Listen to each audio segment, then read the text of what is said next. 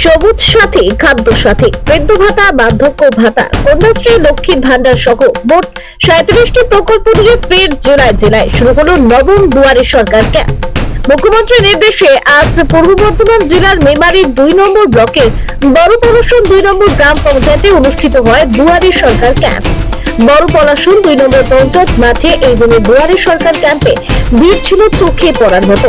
মুখ্যমন্ত্রীর 37টি প্রকল্পের সুবিধা পেতে 8 থেকে 80 সকল উপভোক্তাই উপস্থিত ছিলেন মাঠে। ক্যাম্পে আসা মানুষজনদের যাতে কোনো রকম অসুবিধা না হয় সেদিকে নজর রাখছিলেন মেমারি 2 নম্বর ব্লক সভাপতি হরিসাধন ঘোষ, মেমারি 2 নম্বর পঞ্চায়েত সমিতির সহ সভাপতি গফফর মল্লিক, পলাশন 2 নম্বর গ্রাম পঞ্চায়েতের প্রধান খুকুমণি দাস, উপপ্রধান শেখ ইউসুফ আলী সহ সকল আধিকারিকরা। এই দিনে দুয়ারে সরকার ক্যাম্পে উপস্থিত হয়ে ব্লক সভাপতি হরিসাধন ঘোষ বলেন, 2011 সালে মমতা বন্দ্যোপাধ্যায় ক্ষমতায় আসার পর পশ্চিম বাংলার যা রূপ ছিল তার আমূল পরিবর্তন হচ্ছে। মানুষ পরিষেবা পাচ্ছে। এর আগের সরকারের আমলের রাজ্যের মানুষ এরকম কোনো পরিষেবা পায়নি বলে জানান ব্লক সভাপতি।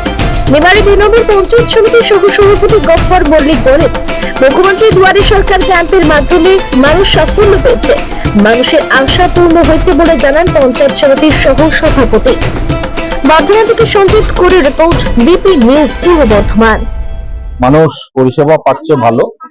মমতা ব্যানার্জির যে প্রকল্প, 30টা প্রকল্প নিয়ে আজকে আমাদের এই দুয়ারে সরকার মানুষ আসছে। টেবিলে বেশি ভিড় হচ্ছে আমাদের বার্ধক্য ভাতা আর লক্ষ্মীর ভান্ডার।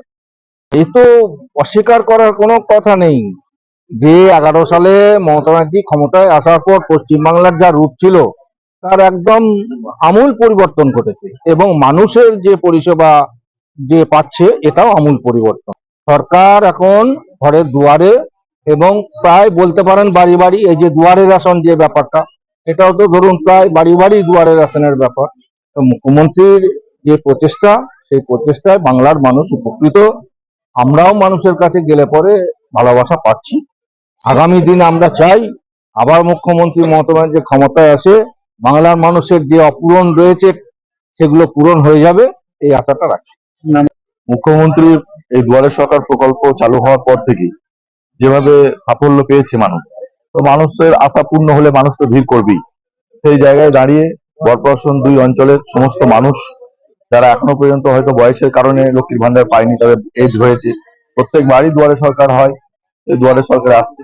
একদম পঞ্চায়েতের পক্ষ থেকে আমরা এমনি সরকারি ভাবেও আমাদের ব্যবস্থা আছে এবং আমাদের পঞ্চায়েতের তরফ থেকে প্রধান উপপ্রধান স্যার এবং ম্যাডামরা ওনারাও ব্যবস্থা করেছেন। আমাদের যারা সমাজসেবী আছে তারাই ফর্ম ফিল আপ করে দিচ্ছে মানুষ।